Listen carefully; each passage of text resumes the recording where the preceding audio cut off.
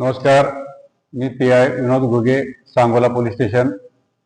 सध्या जिल्हा परिषद पंचायत समिती याचे निवडणुकीचे प्रचाराचं काम चालू आहे आणि तसेच दिनांक 7/2/2026 रोजी जिल्हा परिषद व पंचायत समितीकरता मतदान होणार आहे.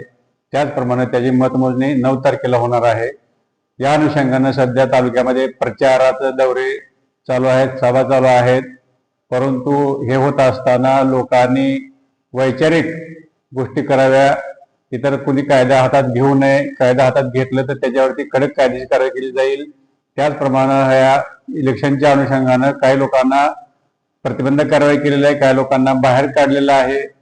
तर ह्या सर्व गोष्टी आहेत. जर कोणी कायदा हातात घेण्याचा प्रयत्न केला, कोणी कायदा हातात घेतला तर त्याची कुठल्याही प्रकारे गय केली जाणार नाही. त्याच्यावरती कायदेशीर कारवाई केली जाईल.